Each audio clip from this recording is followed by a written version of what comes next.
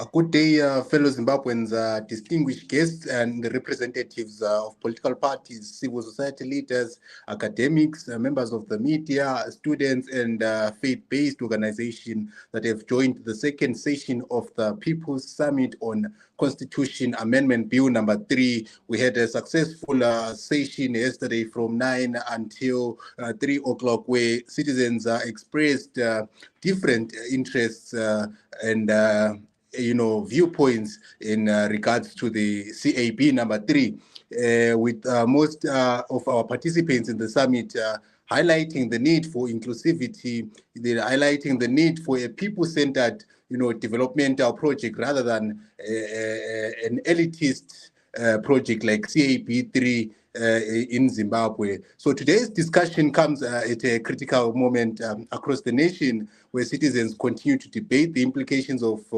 CAB3 after being passed in Parliament. I mean, in the first reading and in the second reading, and then finally in its debate mode before it goes to be voted, and then the necessary parliamentary steps that shall then follow. But citizens are now, talking whether what should be done precisely to say if the bill passes or if the bill fails. And we had various speakers from yesterday's session with Comrade Munyaradzi Kwisai, Job Scala, Dr. Gomo, Dr.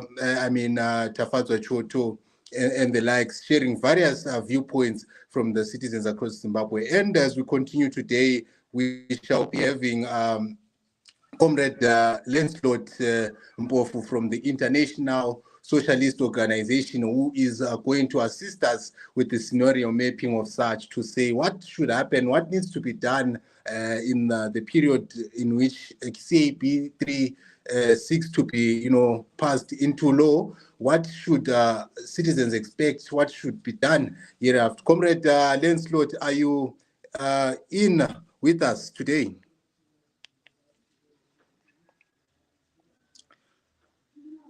Comrade Lancelot, yes, I'm seeing he's joining there. Revolutionary greetings, my comrade. How are you? Okay. Now? Yes, thank you very much for joining the People's Summit on CAB3 with your input, of course, on scenario mapping in terms of what needs to be done. What does the collective of the citizenry in Zimbabwe need to do in this, dilemma? Thank you very much for being here with us as you take us through your insights. The mic is yours. Yes, thank you, Comrade Keegan, and greetings to all comrades and colleagues in the fight for democracy. Firstly, I must say, Amandla. Comrades,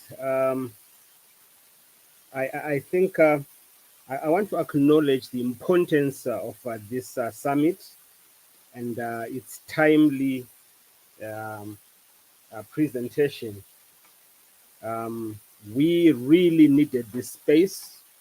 It might have been late to come through, but now that we are here, I want to congratulate you, comrades, and say, Lenzile, Maita, this is one platform that we now need to build going forward. And we hope that this is the basis for our way forward as progressive forces in the fight for democracy in Zimbabwe. So we should be able to capture the imagination of the people, but in this case, we said capturing the imagination of the class, the working class, the poor people, the students.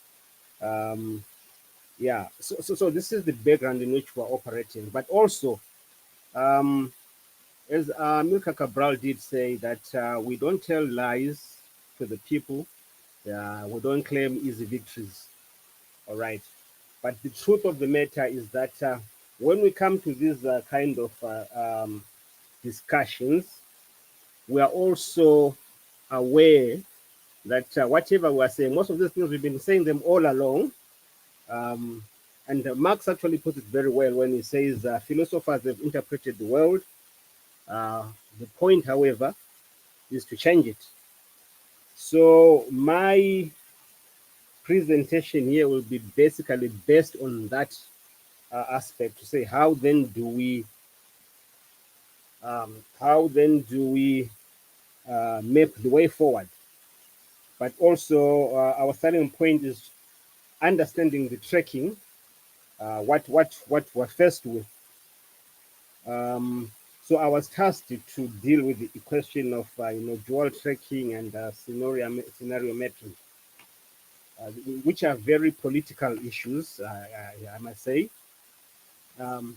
So given that, I must start off by saying from the onset, we must be clear that we're not opposed to constitutional amendments. All right. The constitution belongs to the people. We decide whenever we have to amend, depending on the issues before us, because society is an evolving entity. All right. But then there is a prescription for such process, which is where we differ with the regime. And we now know that ED and the ZANU-PF are notorious lawbreakers. They want to drive us into a full-blown dictatorship. Because from what you are seeing, initially when they introduced this bill or this idea, it was all about extending the term of the president and so forth. But when they then came out with the bill, we saw about 21 amendments to the Constitution, which is literally tearing the old Constitution and coming up with something new with all, So it shows that this process has got nothing to do with a developmental agenda. Yeah, because we also cannot see development in terms of building us roads, infrastructure, and so forth, which they claim to be doing and saying that they want to see the projects through. But in the way that they are doing these things, you realize that they forget one major aspect of development: social development. In the way they're carrying out their business, they're actually reducing societies to pawns. You look at ZANU-PF members, even these people that they pass through and so forth.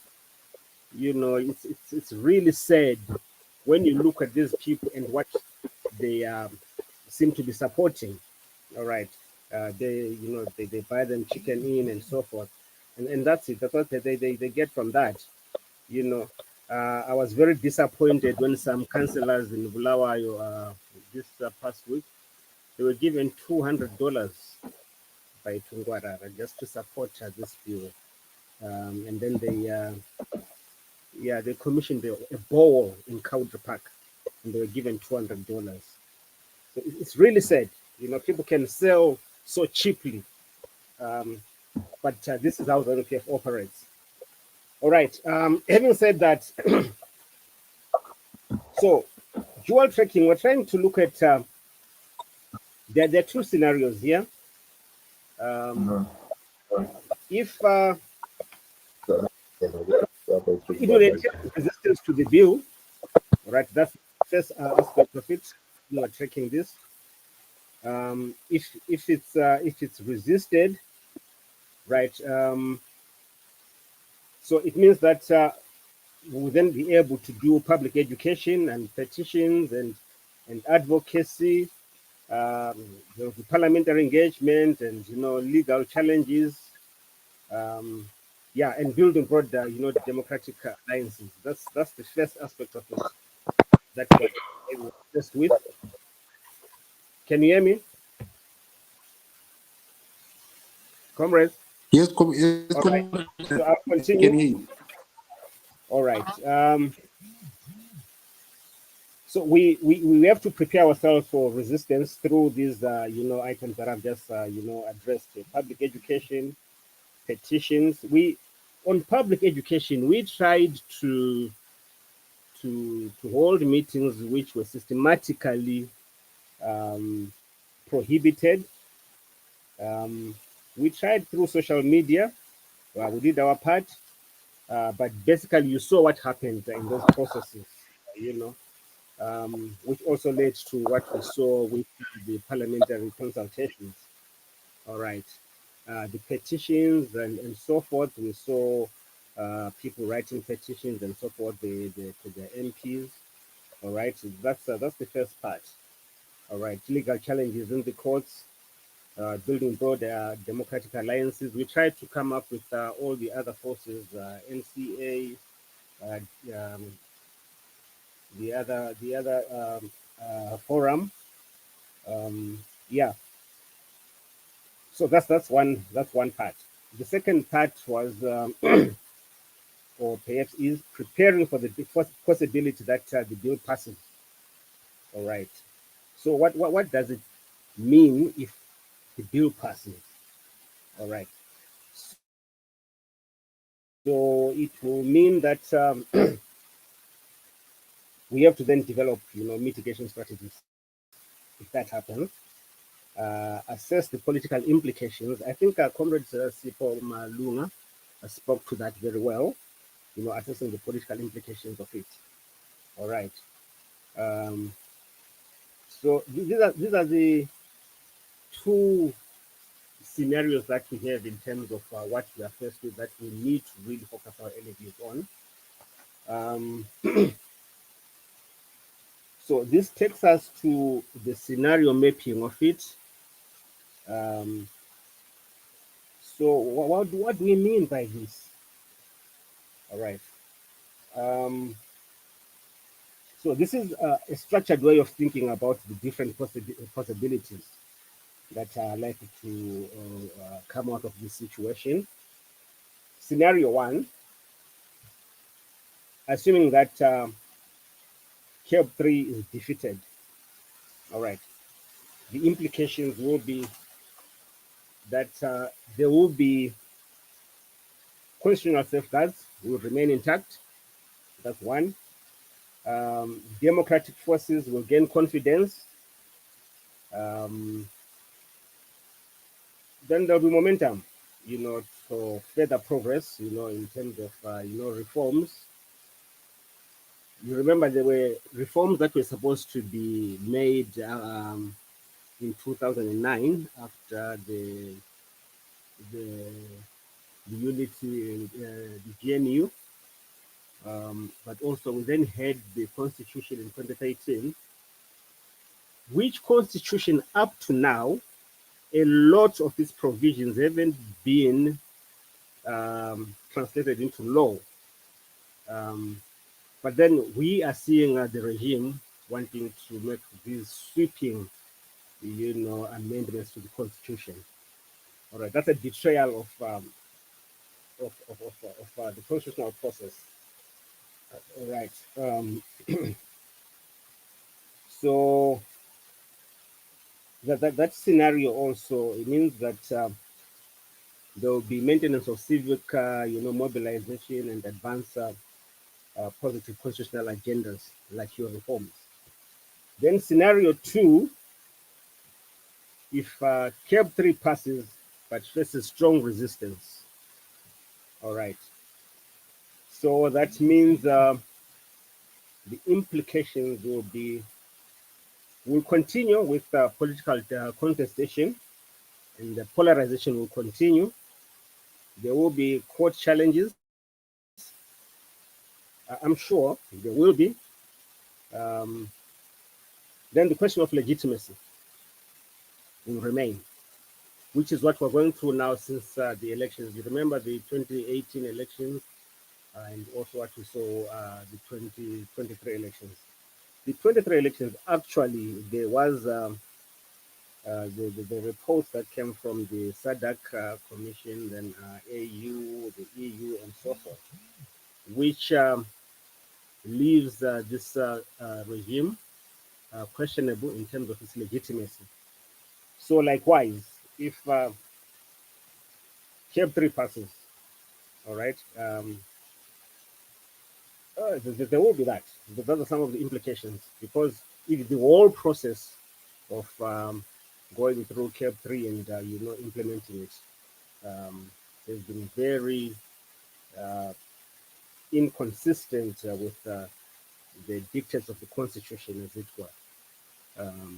We saw the shutting out of oppositional forces, and also a lot of arrests, bombings, and so forth. All right. So the task here then becomes sustaining public engagement. Then we document all these things, and then build national and international solidarity. All right. Then scenario 3, CAB3 passes with limited resistance. The implications would be um, the new constitutional realities will emerge, um, which is full, uh, you know, dictatorship. What we are seeing, the flaunting of wealth, like the wedding that we recently, so the two weddings that we recently saw, these people are just doing Madira and Georgina. They just don't care. Now they don't care. You know, Kungarara can come, and address people and say elections are disturbing us. We need to eat, in peace. They've got the guts. Um, this will be escalated. All right.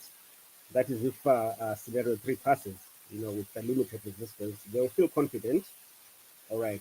Civic space will become more constrained. It's already constrained anyway, but it will deepen.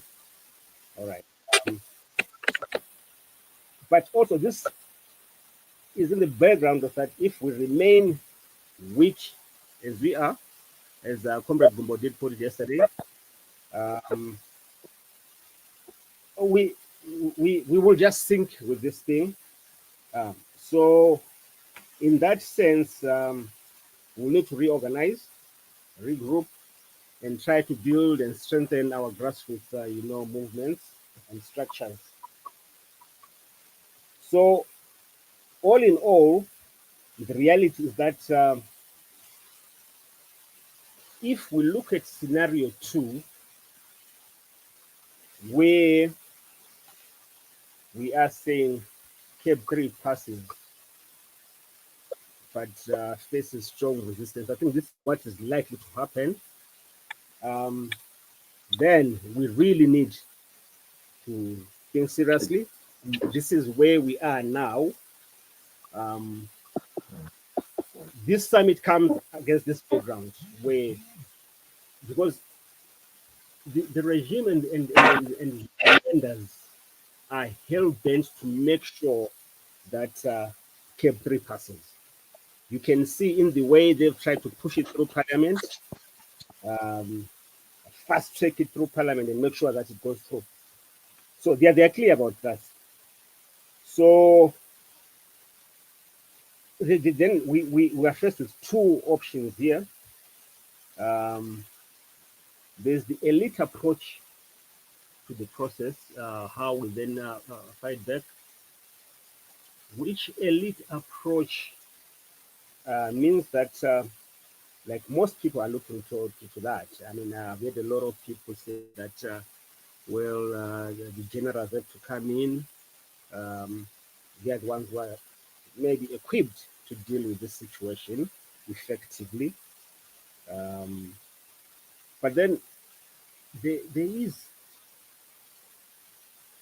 there is this history that we have with generals, right? We don't want a situation where we have a repeat of 2017.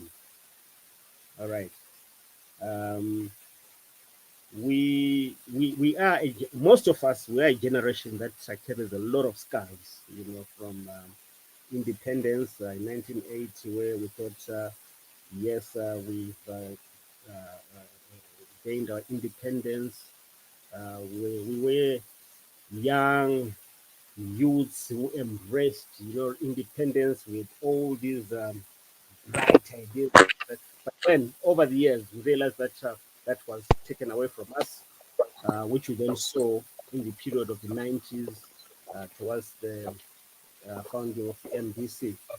right? But that as well, all right, was hijacked as Comrade then I did put it yesterday. That project also was hijacked by the elites. All right. So these are some of the scenarios that we have, the scars that we carry, but also encouraged because we can see now there's been a link in these processes. You see with the youths, the students that are arrested now, comrades Fatima, Hamausa, and the other comrades in prison now, they are taking over from where we've left off or where we are, and they're taking us into the future. So that is encouraging. But what we're saying is the very likely possibility that we have uh, is the likelihood of a coup with the generals. That's one aspect. And then there's also engagement of parliament, but this one has failed. So far, what we're seeing in parliament, most parliamentarians have been bought. ZANU PF has availed about 31 million to pay, to give each MP about 50,000. All right.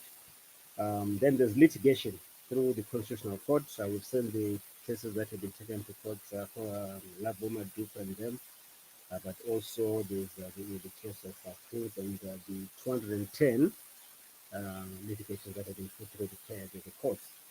Those are some of the approaches, the elite approaches that we have. All right. Yeah, that is if this bill sails through and without resistance and yeah, they gain confidence.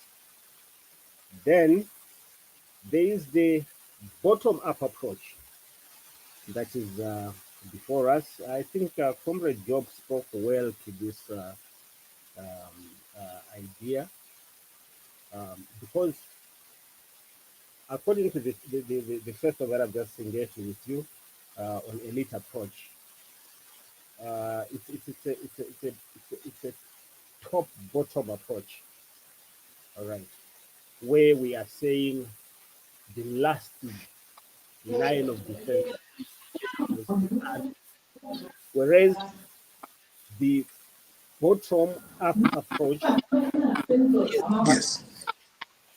are the workers, the students, all right. We are then invoking section 59 of the constitution, 59 or 58, all right, the freedom to demonstrate and petition. Through this one, we are then able to mobilize the people on the ground, the working class, students, all sections of society that feel that we need to push back. All right. So this also speaks to the unity of the oppositional forces. But within that, there is a war inside a war because there are class, differences there. There are a lot of groups there. So for us as the working class, the students, the poor, we, we, we, we, we need to fight for our our place in it.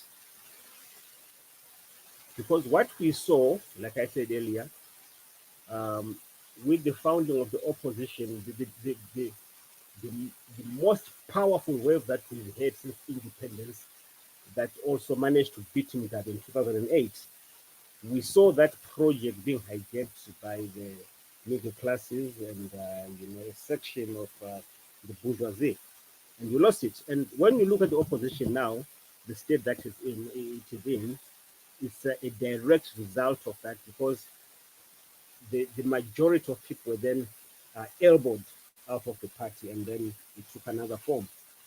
Yeah. So we need to fight for our space as the working class. Um, how do we do that?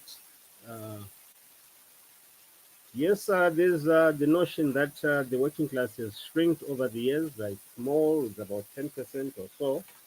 Uh, but the working class remains the working class. It remains the engine of society.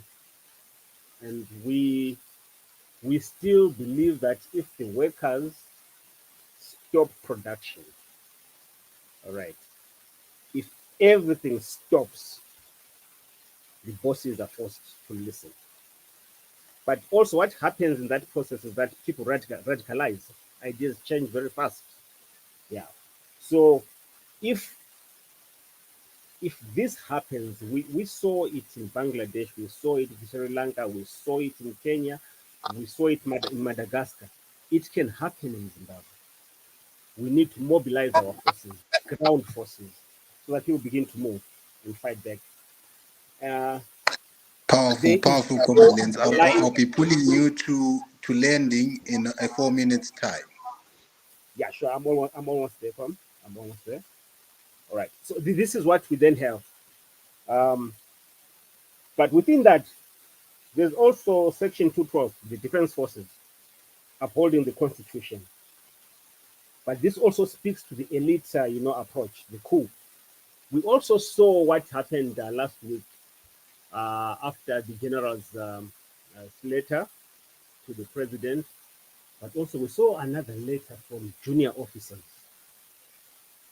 That letter was totally different or was parallel to the general's letter. The generals were emphasizing, the idea of, maintaining the party, because they're still party loyals.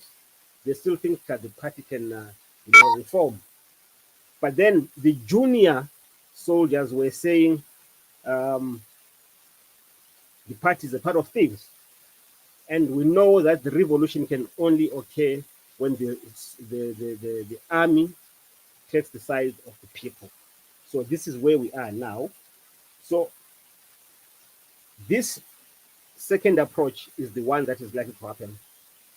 A revolution can only occur when the army is with the people, the junior officers align with the people.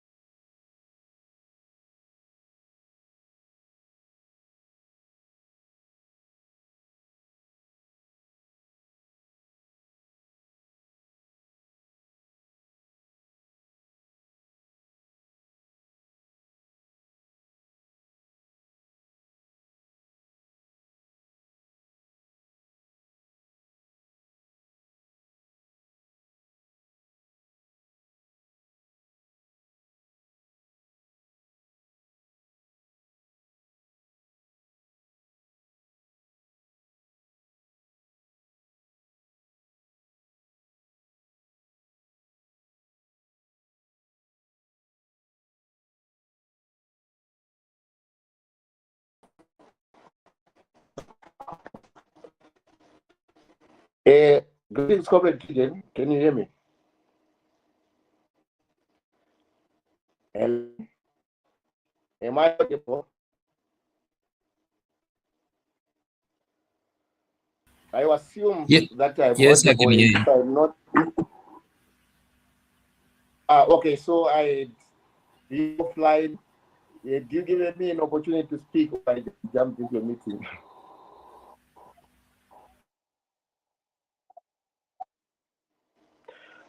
I assume that someone to speak.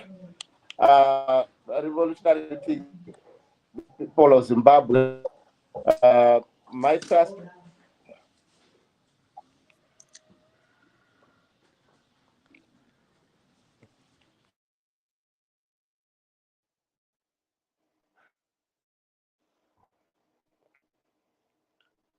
revolution.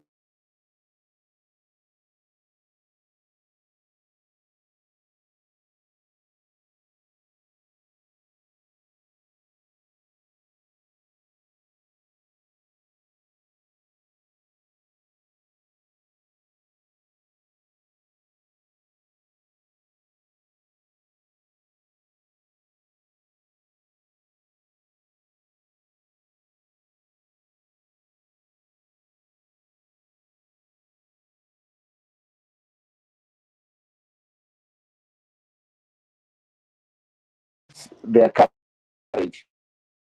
We also salute their commitment The communique from the People's Summit is held on the 6th of June 2026. We, the people of Zimbabwe, workers, civil servants, informal traders, students, women, war veterans, youth, civic organizations, faith communities, professionals, informal traders, rural communities, constitutional defenders, socialists, and members of the diaspora gathered in the unity on June 6, 2026 to deliberate on Constitutional Amendment Bill number 3 and its implication for the future of our nation. United by patriotism, truth, justice, and our shared love for Zimbabwe, we affirmed that our constitution is the supreme expression of the people's will and must never, under any circumstances whatsoever, be altered or tempered with through manipulation, coercion, or processes that undermine meaningful public participation. Our collective purpose, the voice of the people is the voice of God, was not bound by political affiliation, ethnicity, religion, or social status, but by common conviction that Zimbabwe belongs to all its people, and that the Constitution remains the supreme expression of our collective will. The People's Summit was convened not in pursuit of division, but in pursuit of truth. We convened the People's Summit not in the spirit of hostility, but in the spirit of patriotism. Our sole purpose was not to weaken our nation, but to safeguard its democratic foundations for present and future generations. Our position remains: we, the people, reject Constitutional Amendment Bill number 3 in its current form. We reject it completely because it threatens constitutional democracy, accountable governance, the separation of powers, gender equality, and the democratic gains secured through decades of struggle and sacrifice. Our constitution is more than a legal document. It is our national covenant, forged through sacrifice, struggle, dialogue, and hope. From the liberation and colonial struggle to post-independent struggles for democracy and against austerity and anti-working people economic policies. Our constitution embodies the aspirations of generations who dreamed of a nation governed by law rather than abstract power. We therefore affirm that any attempt to alter the constitution must be guided by transparency, broad public participation, and the sovereign will of the people. It is our solemn belief that no individual, political party, institution, or temporal majority possesses greater authority than the sovereignty of the people. We therefore reject any process that undermines or diminishes the voice of the citizens or weakens the democratic safeguards that protect future generations from abuse of power. Rejecting manufactured consent, demanding truth. We, the people of Zimbabwe, expressed the deep concern over the manner in which public consultation on CAB3 were conducted and presented by Parliament. They were marked by violence, intimidation, kidnappings, and death threats. We, the people of Zimbabwe, believe a democratic society depends upon honesty between leaders and citizens. Genuine consultations require more than mere procedures. They require profound listening, transparency, and respect of different views. We, the people of Zimbabwe, deserve an open and honest national conversation regarding constitutional amendments of such significance. If there exists genuine confidence that the proposed amendments enjoy overwhelming public support, then the most democratic path remains clear. Allow the people themselves to decide through a free and fair national referendum. Truth fears no scrutiny. Genuine democracy requires transparency, honesty, and respect of the views of the majority. The proceedings were choreographed in theater, designed to trample on our right to be heard. We are outraged by the government's fabricated claim that our more than 500,000 public submissions, only a mere 3,000 objections were recorded out of 500,000. That's a big lie. Statistically and logically, this is a gross distortion. In a country where independent polling consistently shows that over 70% of citizens demand stronger democratic guardrails manufacturing consent through heavily financed, manipulated consultations is an insult to our intelligence.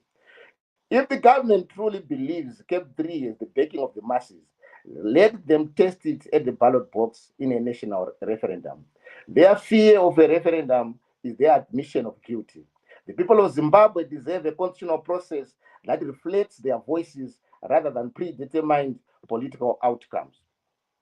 Constitutional rights cannot exist without economic justice and human dignity. The defense of the Constitution cannot be separated from the defense of human dignity. At a time when millions of Zimbabweans are subjected to abject poverty, unemployment, inadequate public services, and growing inequality, our national priorities should focus on improving livelihoods, creating opportunities, strengthening healthcare and education, and ensuring that the country's abundant national resources benefit all citizens. We reject corruption, the abuse of public resources, policies that deepen poverty, and economic arrangements that enrich and privilege Rigananda while leaving the majority behind. Socio-economic justice, austerity, and urgent need for equitable distribution of national wealth. Zimbabwe is blessed with over 60 minerals, including gold, chrome, and nickel, which are experiencing a massive global market boom. Tragically, despite the abundance of such natural resources, 44% of Zimbabweans continue to live in abject poverty, surviving on less than $2.15 a day. Over 80% of our workforce has been pushed into the precarious informal economy, stripping them of all basic labor protections. This glaring contradiction exposes a broken and unjust system where national wealth is hoarded by a selected few, while workers, peasants, youth, and women carry the crushing weight of poverty. The People's Summit therefore rejects the tested measures that squeeze the poor while subsidizing the rich. We reject the rampant theft of public resources, poverty wages that fail to meet basic consumer needs, which is currently soaring well beyond the reach of the average worker, the systematic destruction of public health care and education, economic policies that have pushed inflation and inequality to breaking points, the daily dehumanization of citizens who are scrambling for water, electricity, transport, and basic dignity, while still scared of demolitions of their homes by a government which only serves the interests of the elites. We also affirm that Zimbabwe's land, rivers, forests, minerals, and wildlife are part of our shared national inheritance. We reject environmental destruction, irresponsible resource exploitation, and displacement of communities in pursuit of narrow interests. Sustainable development, environmental protection, and accountability must remain central to national policy. We are aware that the principal objective of CAB3 is to facilitate an authoritarian policy framework around an all-powerful executive president to protect and facilitate the austerity and neoliberal anti-poor policies that are being enforced by the government in consultation with the IMF, just like the executive president was introduced after 1987 to facilitate ISAP then. We further reaffirm our commitment to gender equality and oppose any measures that weaken state institutions established to protect the rights and dignity of women. We therefore reject the proposed dissolution of the Zimbabwe Gender Commission. Silence in dissent is not democracy. Solidarity with the detained student leaders. We stand in solidarity with all citizens who peacefully exercise their constitutional rights in defense of democracy and justice. We call for the protection of fundamental freedoms, including freedom of expression, association, assembly, and participation in public affairs. Democracy grows stronger when citizens are free to speak without fear. We pay solemn tribute to the courageous leaders of the Zimbabwe National Students Union and their alumni, Emmanuel Stima, their former president.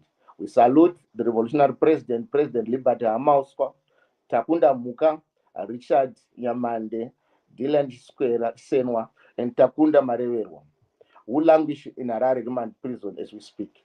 They stood on the front lines to defend our democratic space during CAB3 public hearings at the Harare City Sports Center. Their unjust detention and denial of bail are transparent attempts by the state to terrorize the youth. We demand their immediate and unconditional release. Their courage does not instill fear in us. Their incarceration in us, it fuels our fire. We reject global wars and imperialism. Furthermore, our struggle is deeply connected to the global fight for humanity. The People's Summit stands in absolute rejection of global proxy wars, imperialist aggression, and the militarization of the globe. Trillions of dollars are poured into manufacturing weapons to slaughter innocent people abroad, while the global south is looted to fund these conflicts. We condemn the Israel-US genocide in Palestine, and stand with the traditional demand, our demand for a free Palestine. We demand an immediate and unconditional end of the war of aggression against Iran. We demand an end to the imperialist facilitated wars in Sudan, DRC, and Ukraine. We refuse to be pawns in geopolitical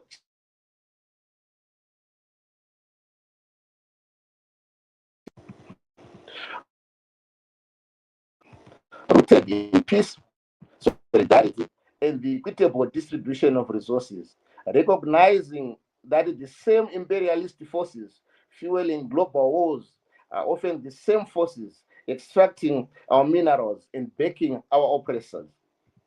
International solidarity and engagement with progressive forces. The People's Summit affirms that the struggle for democracy, justice, and accountability in Zimbabwe is part of a broader global movement of human dignity and equitable governance against imperialism, austerity, and rapacious capitalism. In this regard, we commit to building principled relationships with the progressive actors within the international community, including democratic movements, labor organizations, human rights defenders, socialist organizations, academic institutions, and civil society networks that share our values. Such solidarity is not about external dependence, but about mutual reinforcement in the face of rising inequality and authoritarianism and global systems that continue to marginalize the global south. We recognize that meaningful change is strengthened through cooperation, shared learning, and coordinated advocacy across borders in defense of democracy, sovereignty, and social justice, building a united national movement. The People's Summit recognizes that the defense of constitutional democracy requires unity. We therefore call for greater cooperation among workers, students, women, youth, war veterans, socialists, churches, resident associations, civic organizations, professionals, traditional communities, environmental defenders, and the Zimbabweans in the diaspora. Our struggle is not against Zimbabwe. It is a struggle for Zimbabwe. It is a struggle to ensure that power remains accountable to the people, that national resources serve the common good, and that the future generations inherit a nation founded on justice, freedom, equality, and constitutional governance. Our resolutions are therefore as follows. The People's Summit resolves one, re- to reject Constitutional Amendment Bill number 3 in its entirety. Two, to demand a free and fair national referendum on any proposed constitutional amendments, including CAB3, in a people-driven constitutional process and broader public participation. Should the government fail to heed the call for a national referendum, to work with all progressive movements to convene a people's referendum through agreed days, if government fails to call for a referendum, we pledge to work with us to convene a people's referendum through, through agreed days of national action. So if this government of Emerson Mnangagwa doesn't want to call for a referendum, the responsibility will